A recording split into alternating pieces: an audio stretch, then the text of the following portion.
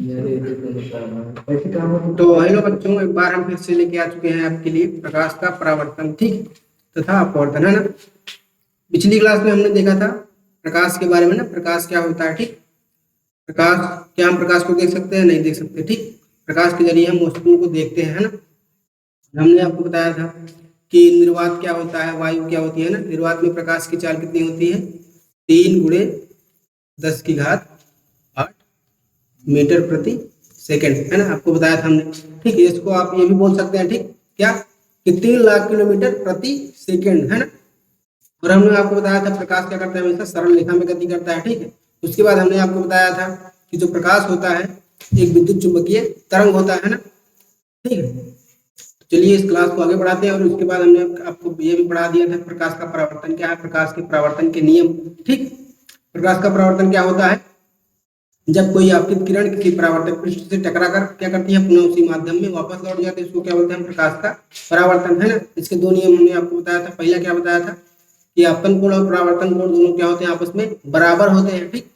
और हमने आपको बताया था कि आपतित किरण, परावर्तित किरण तथा आपतन बिंदु पर डाला गया विलंब क्या होता है? एक ही तल पे होता है ना। तो चलिए हम आगे बढ़ाते हैं इस सेशन को और जानते हैं कि समतल दर्पण के बारे में, ठीक। क्या होता है समतल दर्पण, है ना। तो देखो समतल दर्पण क्या होता है, जो आपके घर में नॉर्मली क्या होता है, शीशा रखा होता है ना, ठीक, वही होता है समतल दर्पण, है ना। उसमें क्या होता है, देखो पीछे तरफ क्या हुआ भाई, पेंट लगाया गया होता है ना उसमें, जिससे आप सामने की तरफ देखते हैं तो उसके अंदर आप आपके आपके ही जैसा एक व्यक्ति दिखाई देता है, ठीक है। तो क्या होगा, आपका बिंब प्रतिबिंब होगा, है ना, और आप क्या होंगे, बिंब होंगे, है ना। बिंब और प्रतिबिंब में यही अंतर होता है, ठीक। अब देखो समतल दर्पण के बारे में जानेंगे क्या होता है, ठीक। तो समतल दर्पण आपने समझ लिया कि आपके घर में जो शीशा होता है उसको क्या बोलते हैं, समतल दर्पण बोलते हैं, है ना। अब देखो जरूरी क्या है इसमें कि समतल दर्पण में हमारा प्रतिबिंब कैसे बनता है, ठीक है। उसके अंदर हमारा प्रतिबिंब बनता है, वो बनता कैसे है देखो। अब इसके समझने के लिए इसको हमने देखो एक चित्र ले लिया है, ठीक है। देखो एक शीशा है ना, भाई देखो एक शीशा है और इधर एक आदमी खड़ा होके खुद को इधर देख रहा है ना। अब देखो जितना बड़ा है ना ये आदमी, उतना ही बड़ा इस शीशे के अंदर भी दिखाई दे रहा है ना। इसका मतलब देखो इस बिंब का प्रतिबिंब इस समतल दर्पण में कैसा बन रहा है, इस बिंब के बराबर बन रहा है ना। इसका मतलब जितना बड़ा ये आदमी है इस दर्पण के अंदर भी उतना ही बड़ा दिखाई दे रहा है, ठीक। तो प्रतिबिंब पहले, सबसे पहली बात क्या लिखेंगे कि प्रतिबिंब कैसे बनेगा समतल दर्पण में, वस्तु के बराबर बनेगा, ठीक। वस्तु के बराबर बनेगा, है ना। दूसरी बात क्या है, देखो अब देखो इसमें जैसे अगर मान लो सर ऊपर है इसका, है ना, तो इसका जो प्रतिबिंब बन रहा है इसमें भी क्या है, सर ऊपर है ना। ऐसा तो नहीं है कि पैर ऊपर है मुंडी नीचे, है ना। तो प्रतिबिंब कैसे बन रहा है, इसमें सीधा बन रहा है, ठीक। प्रतिबिंब कैसे बनता है, सीधा बनता है ना। दर्पण कौन सा दर्पण है, समतल दर्पण। तो समतल दर्पण में प्रतिबिंब कैसे बनता है, सीधा बनता है, वस्तु के बराबर बनता है। और कैसे बन रहा है देखो भाई, ये आदमी इस दर्पण से जितना दूरी पर खड़ा है, ठीक है, उसके अंदर भी मतलब दर्पण के अंदर भी उतनी ही दूरी पर क्या बन रहा है, इसका प्रतिबिंब, है ना। तो इसको हम कैसे लिखेंगे, तीसरा नंबर डाल के कि व्यक्ति या फिर क्या बोलेंगे, वस्तु, है ना। व्यक्ति भी एक वस्तु है ना। तो वस्तु दर्पण से जितनी दूरी पर, जितनी दूरी पर होता है उसका प्रतिबिंब भी, उसका प्रतिबिंब भी दर्पण से, दर्पण के अंदर, सॉरी, ठीक, दर्पण के अंदर उतनी ही दूरी पर बनता है, ठीक। उतनी ही दूरी पर बनता है ना, ठीक है ना। आप प्रैक्टिकल करना घर पे, ठीक, शीशा लेना, देखना उसमें खुद को, है ना, कि आपका चेहरा जितना वो बड़ा है वास्तव में इतना बड़ा अंदर दिखा रहा है कि नहीं, ठीक। जैसे सीधा दिखा रहा है ना, सीधा भी दिखा रहा होगा, ठीक है। आपके पीछे मान लो कोई दीवार है ना, तो दर्पण के अंदर भी जो दीवार दिखाई देगी आपसे उतनी ही दूरी पर दिखाई देगी। ठीक, तो चौथी बात क्या है कि वो जो उसके अंदर आपको जब प्रतिबिंब बनेगा काल्पनिक होगा। नहीं, काल्पनिक का मतलब है, देखो एक बात होती है कि वास्तविक चीज, एक होती है काल्पनिक चीज। काल्पनिक चीज जिसको हम खाली कल्पना करते हैं ना, वास्तव में होता नहीं है। ठीक, और वास्तविक मतलब जो वास्तव में होता है। ठीक, जैसे ये आदमी इधर खड़ा है तो वास्तव में है ना, लेकिन इसके अंदर जो प्रतिबिंब बन रहा है, क्या आदमी ये प्रतिबिंब इस दुनिया में है? नहीं है। ठीक, तो ये क्या हो गया? काल्पनिक। प्रतिबिंब कैसा बनेगा? ठीक, काल्पनिक बनता है ना। ठीक, कैसा प्रतिबिंब बनता है? काल्पनिक। तो समतल दर्पण के बारे में हमको खाली यही इतना पढ़ना था। ठीक है, और ज्यादा कुछ टिम्मा करने की जरूरत नहीं है। क्या क्या पढ़ लेंगे कि भाई प्रतिबिंब कैसा बनता है। ठीक है, तो वस्तु के बराबर बनता है ना, सीधा बनता है। ठीक, वस्तु या फिर व्यक्ति दर्पण से जितनी दूरी पर होता है, भाई उसका प्रतिबिंब भी दर्पण के अंदर उतनी ही दूरी पर बनता है। ठीक, चौथी बात, और वो दर्पण, वो प्रतिबिंब कैसा होगा? काल्पनिक होगा, है ना, रियलिटी में होता तो नहीं है। ठीक, खाली हमको दिखाई देता है कि हाँ इसके अंदर एक आदमी है, लेकिन वो होता नहीं है। क्या समझो? ठीक, अब देखो, समतल दर्पण हमने पढ़ लिया है ना, अब हम पढ़ेंगे गोलीय दर्पण के बारे में। ठीक, इस पूरे चैप्टर में मैंने बताया ना आपको कि दर्पण पढ़ना है ना, उसके बाद क्या पढ़ना है? लेंस पढ़ना है। लेंस हमको किसमें पढ़ना है? अपवर्तन वाले पार्ट में, है ना। हम इस वीडियो को दो पार्ट, मतलब वीडियो को नहीं, सॉरी, चैप्टर को दो पार्ट में करवा रहे हैं। पहले क्या करवाएंगे? प्रकाश का परावर्तन। ठीक, उसके बाद क्या करवाएंगे? प्रकाश का अपवर्तन। तो इस प्रकाश के परावर्तन में हमको क्या पढ़ना है? दर्पण के बारे में पढ़ना है। ठीक है, तो चलिए अब हम पढ़ते हैं गोलीय दर्पण के बारे में। ठीक, चलो दोस्तों, हम आ गए हैं अपने स्लाइड पर। ठीक, अब हम जानते हैं कि गोलीय दर्पण क्या होता है। ठीक, आपने दोस्तों बचपन में बॉल खेला होगा, है ना, अभी भी खेलते होंगे। ठीक, क्रिकेट का बॉल, है ना, तो जब फूट जाता है ना, तो हिस्सा ऐसे निकल जाता है, एक ऐसा निकल जाता है। ठीक, इसमें क्या रहता है? वो खोखला रहता है ना, एक हिस्सा ये बनता है, एक हिस्सा ये बनता है। ठीक, तो अगर हम क्या करेंगे, भाई इस तरह हमने क्या किया? कलाई कर दिया, है ना, और इसमें इस तरह कलाई कर दिया। ठीक, तो इसमें जो परावर्तक पृष्ठ बना, ये वाला भाग बना। ठीक, और इसमें जो परावर्तक पृष्ठ बना, अंदर का भाग बना, है ना। तो देखो, हमको गोलीय दर्पण पढ़ना है ना, तो देखो, ये जो गोला लेंगे हम, किसका बना होना चाहिए? कांच का बना होना चाहिए। ठीक, तभी तो भाई परावर्तन होगा ना, कि खेलने वाली गेंद में परावर्तन होगा? नहीं होगा। देखो, तो क्या करेंगे हम?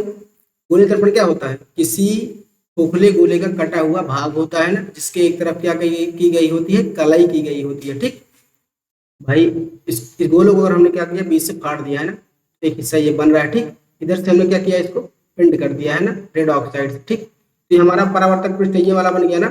ठीक है, तो ये क्या हो गया? गोलीय दर्पण हो गया, है ना। एक ये वाला भी बनेगा। ठीक, अगर इसको हमने क्या कर दिया भाई? इधर हमने पिंड कर दिया, है ना, तो हमारा परावर्तक पृष्ठ ये ऊपर भरा हुआ है ना। ठीक है, तो गोलीय दर्पण जनरली क्या होता है? किसी भी खोखले गोले का कटा हुआ भाग होता है ना, कांच के गोले का। ठीक, जिनका खेलने वाले गोले का नहीं, है ना, तो कांच के गोले का कटा हुआ भाग होता है क्या? गोलीय दर्पण। गोलीय दर्पण पढ़ना है तो हमको पहले कुछ महत्वपूर्ण बिंदु है जिनके बारे में हमको जानना है। जैसे पहले ध्रुव क्या होता है, वक्रता त्रिज्या क्या होती है, वक्रता केंद्र क्या होता है, फोकस क्या होता है, फोकस दूरी क्या होती है, द्वारक, मुख्य अक्ष, इसके बारे में हमको सब जानना होगा, है ना। तो इसको हम पहले क्या करते हैं? इरेज कर लेते हैं। ठीक, ओबीएस नाही मी जॉब होम पेज में चेक करा पहले, मैं चेक करा पहले। चल ठीक है। क्या चीज? मार दिला ना, कोई दिक्कत नहीं।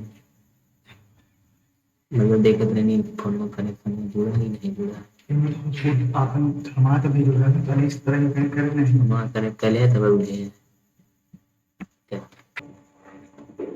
चलिए अब हम जानते हैं ध्रुव, वक्रता त्रिज्या, वक्रता केंद्र, फोकस, फोकस दूरी और द्वारक के बारे में। ठीक, तो देखो हमने आपको बताया था क्या कि जो गोलीय दर्पण होता है क्या होता है? खोखले गोले का कटा हुआ भाग होता है ना। चलो, एक हमने क्या किया? पहले एक गोला बना लिया, है ना। ठीक, हमने गोला बना लिया, है ना। अच्छा, गोले में केंद्र होता है ना? ठीक, होता है भाई, है ना। ठीक, हमने क्या किया? एक केंद्र ले लिया, है ना। ठीक, अब इसमें त्रिज्या भी होती है ना, भाई यहाँ से यहाँ तक के बीच की दूरी को क्या बोलेंगे? त्रिज्या। ठीक, अगर हम इस गोले को बीच से क्या करें, यहाँ से काट दें, है ना, तो हमारे लिए एक हिस्सा निकल के आएगा, है ना, ऐसे बनेगा। ठीक है, यहाँ पे क्या होगा, केंद्र होगा। ठीक, केंद्र होगा। ठीक, और यहाँ से यहाँ तक के बीच क्या होगा, त्रिज्या होगी, है ना। ठीक, इसको हम क्या बोलेंगे, आर, है ना। तो गोलीय दर्पण जिस खोखले गोले का भाग होता है उसके केंद्र को क्या बोलते हैं हम, वक्रता केंद्र बोलते हैं। ठीक है ना। वक्रता केंद्र की परिभाषा क्या होगी, गोलीय दर्पण जिस खोखले गोले का भाग होता है उसके केंद्र को क्या बोलेंगे, वक्रता केंद्र, है ना। ठीक है, अब हम क्या करते हैं, इसको पीछे से ना पॉलिश कर देते हैं। ठीक, ठीक, अब ये क्या बन गया, दर्पण बन गया, है ना। देखो पीछे क्या गई है, पीछे पॉलिश की गई है ना, ये वाला जो सतह है आगे का, जो धसा हुआ सतह है ना, परावर्तक पृष्ठ है, कैसा है, चमकदार है ना। तो देखो अगर चमकदार है, सीधी बात है भाई, प्रकाश का परावर्तन पड़े हो ना। अगर मान लिया हमने क्या किया, इधर से कोई रेखा प्रकाश की किरण डाली है ना, तो क्या होगा, इसका परावर्तन होगा ना। परावर्तन होने के बाद क्या होगा, ऐसे निकल आएगी। ठीक, और भाई देखो इस त्रिज्या है ना, इसको किसी बिंदु पर काटेगी। ठीक, जहाँ काटेगी उसका हम क्या नाम दे देंगे, यव, है ना। उसको क्या बोलेंगे, फोकस। ठीक, ये हमारी क्या है, आपतित किरण, ये क्या है, परावर्तित किरण, है ना। देखो तो आपतित किरण गोलीय दर्पण से परावर्तन के पश्चात, भाई ये जो रेखा है ना, अगर इसको हम आगे बढ़ा देंगे, ठीक, आगे बढ़ा देंगे तो इसको क्या बोलेंगे, मुख्य अक्ष। ठीक, मुख्य अक्ष, है ना। तो गोलीय दर्पण में आपतित किरण क्या होती है, गोलीय दर्पण से परावर्तन के पश्चात मुख्य अक्ष को जिस बिंदु पर काटती है उसको क्या बोलते हैं, दर्पण का फोकस। ठीक, अब देखो इस त्रिज्या को हमने आगे बढ़ाया ना, इसका क्या नाम दे दिया, मुख्य अक्ष। तो मुख्य अक्ष दर्पण को जिस बिंदु पर काटती है उसको क्या बोलते हैं हम, ध्रुव। ठीक, उसको क्या बोलते हैं, ध्रुव। क्या बोलते हैं भाई, ध्रुव, है ना। ठीक, इसको किससे लिखते हैं, पी से, है ना।